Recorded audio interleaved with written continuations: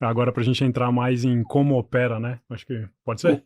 Lógico, Josu. Então, nessa parte da polarização, ela ajuda ou atrapalha operar uma eleição? E o que é operar uma eleição? Como é que se Bom, faz isso? na verdade, quando eu comecei a trabalhar, eu tenho duas fases da minha carreira, só para a primeira fase eu trabalhei muito para campanha eleitoral e trabalhei em 12 países e a minha função era justamente entender quais eram os grupos que a gente podia convencer. Assim, montar mapas eleitorais assim, fulaninho de tal, enfim, Você trabalhou em campanhas eleitorais de 12 países? 12 países. Caramba. É, e só que, só que daí o que aconteceu? Com a polarização, trabalhar em campanha política começou a ficar muito tóxico para quem era profissional. E se você trabalhasse para um lado, o outro lado te enxergava como inimigo. Você estava simplesmente fazendo uma pesquisa e entregando um número, mas se você trabalhasse para X, o lado Y achava que você. E assim, isso era muito, muito ruim. Aí eu mudei meu negócio e vi que começou a ter uma demanda muito grande do mercado financeiro. E para mim foi ótimo, porque eu trabalhei no mercado financeiro, então tinha uma familiaridade com o que era relevante ou não para o mercado financeiro. E aí eu trabalhei 6 anos só para banco, corretora, gestora. E além das Isso pesquisas. já lá em Washington. Não é Washington. Basicamente, os meus mercados, eu atendia muita gente em Wall Street, eu atendia muita gente na Faria Lima. E aí eu comecei a. Não só eu fazia pesquisa, fazia análise de dados, só que eles começaram a me também demandar projeção do resultado e tal. E eu começava a projetar, montava um modelo, e aí fazendo o primeiro sobre operar. A primeira coisa que eu vi sobre operar foi o seguinte, que é sensacional. Parece uma coisa óbvia, mas é sensacional. Eu sou professor de estatística e eu sempre falo para meus alunos assim, pesquisa eleitoral não é projeção. Pesquisa eleitoral é um retrato do momento dado uma amostra, dado um universo. Só que todo mundo, inclusive os players do mercado, pegam a pesquisa eleitoral e usam como projeção. E aí, esse é o maior problema, né? A dissonância cognitiva entre o que a pesquisa pode oferecer e o que as pessoas esperam que a pesquisa ofereça é incrível. Isso, na verdade, é a primeira assimetria que eu vi. Falei, como tanta gente inteligente. Vou dar um exemplo aqui no Brasil que é um clássico, tá? E é um negócio entrando na prova de trading. O PT sempre lidera as pesquisas no primeiro turno, desde 2020, 2002.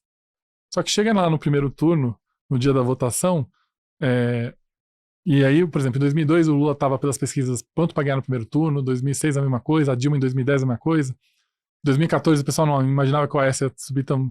2018 o Bolsonaro chegou próximo a ganhar no primeiro turno, mas não tava, as pesquisas não mostravam isso. Porque é uma coisa tão óbvia, mas que se repete no Brasil, que é o seguinte, a pesquisa, ela representa o universo total de eleitores. Então eu vou lá e monto uma amostra que é o universo total de eleitores. Só que o universo total de eleitores não significa o universo total de quem aparece para votar. Nunca é.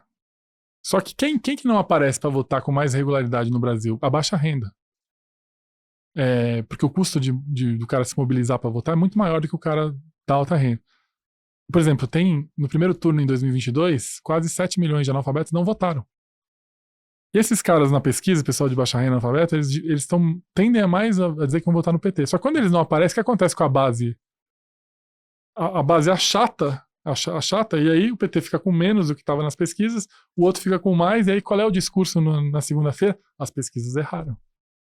Assim, isso para mim, na verdade, eu vi uma oportunidade. Falei, como é que tanta gente inteligente não pensa que a pesquisa é o retrato do momento, ela reflete o potencial de eleitores. Por isso que a melhor pesquisa é a pesquisa de boca de urna, porque ela resolve dois problemas. O primeiro é de que não tem mais indeciso na boca de urna. E o segundo é que você na boca de urna sabe quem apareceu para votar e quem não apareceu para votar. Então, essa primeira oportunidade que eu vi foi o mercado usa as pesquisas como projeção. E aí eu chegava para meus clientes e falava assim, uma coisa é a pesquisa que vocês estão recebendo aqui, outra coisa é o meu modelo de projeção. O meu modelo de projeção leva em conta, por exemplo, qual é o histórico de presença naquele lugar. O que afeta a presença naquele lugar? Porque isso vai mexer muito, enfim. Essa é a primeira. Então eu comecei a trabalhar muito no mercado financeiro e aí eu comecei a ver coisas se repetindo. A primeira coisa que se repetia nas eleições que eu cobria são eleições muito polarizadas. Que eram dois lados muito diferentes. O que acontece isso na prática? Se ganha um lado ou se ganha o outro, são resultados de política pública muito diferentes. A gente teve isso em vários lugares do mundo. Trump, Biden. O Milley, o Massa. O Bolsonaro, o Lula. Na Turquia, a mesma coisa. Eu via isso se repetindo. Para todos os lugares, se ganha um lado, são lados muito diferentes. obviamente, o mercado não tem mais... A gente saiu daquela era pós-queda do Muro de Berlim, que se revezava a centro-esquerda e a centro-direita governando, e a diferença era marginal Agora não, agora ou você pega um lado ou outro, ou extremista do outro, enfim, começa... Então eu vi isso se repetir. Além disso, os resultados de eleição majoritária estavam sendo muito apertados, tinha diminuído a diferença. A gente estava falando, mais de 80% das eleições são resolvidas entre 3 pontos percentuais de diferença. Ou seja, o que aconteceu? O mercado chegava na reta final para a eleição com um monte de incerteza sobre quem ia ganhar, porque se ganhasse um ia para um lado, se ganhasse outro para o outro, e melhor, todo mundo chegava no mercado usando as pesquisas como se fosse uma pesquisa da última semana, vai projetar o resultado da eleição. Quando eu comecei a ver isso se repetir, eu falei, pô, se tem uma simetria, se repete essa simetria, né? Aí foi quando eu cheguei para o Fábio Kumura, que é o fundador da Gauss, que era meu cliente, eu falei, Fábio, vamos montar um fundo para operar essas assimetrias que se repetem.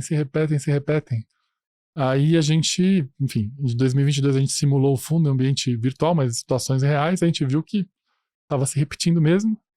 Um exemplo foi o primeiro turno de 2022. Eu falei, Fábio, o que vai acontecer? Eu falei para ele, já sei qual é o script. O Lula está 10 pontos na frente em média nas pesquisas. Não vai aparecer, os pobres não vão aparecer para votar, essa diferença vai cair. Na segunda-feira o mercado vai adorar e vai achar que o Bolsonaro produziu uma virada. Então, assim, primeiro turno e todo mundo vai dizer que as pesquisas erraram. E parece que o script... e ainda teve uma variante esse ano, em 2022. Acabou a pesquisa de boca de urna no Brasil. Porque como criou-se uma teoria que existia uma sala secreta no TSE, o que o TSE fez? Ele já, a partir das 5 da tarde, já começa a soltar resultado. Só para fazer um ponto, nunca houve sala secreta no TSE, mas ele começou a soltar resultado às 5 da tarde. Lembra que ele só soltava às 8 da noite quando fechava o Acre. Aí fazia sentido se apresentar uma pesquisa de boca de urna, porque a opinião pública ficava das 5 às 8 só com a boca de urna. Agora não, agora a partir das 5 começa a sair o resultado, o valor da boca de urna. Então, as pessoas não tiveram a boca de urna, que é a pesquisa que, na verdade, ela é a mais aderente ao momento, ao retrato do momento. E aí a gente começou, a ideia do fundo é essa, operar essa assimetria entre a leitura do mercado, que é uma leitura difícil, e é importante dizer que uma das coisas que eu me especializei foi aprofundar na leitura eleitoral, porque não é trivial você acompanhar uma eleição. Então a gente opera justamente a leitura do mercado. Quando ela diverge da nossa modelagem do resultado da eleição, é onde a gente enxerga as oportunidades de trading. Quando tem situações que a nossa leitura é muito similar à do mercado, e a gente teve vários cases desses, a gente não faz trading porque a gente acha que tá tudo no preço já. Isso é maravilhoso, porque muita gente gosta de dar opinião no mercado, até sobre outros assuntos, mas opinião sem botar na reta é só palpite, né? Agora vocês realmente, a opinião de vocês acaba sendo embasada no trade, né? Se por mais que você tenha uma certa convicção, se a assimetria não está favorável, não justifica ali a posição. Sim, a gente, por exemplo, teve Reino Unido, teve México, que a gente olhou bastante e não operou porque não tinha assimetria.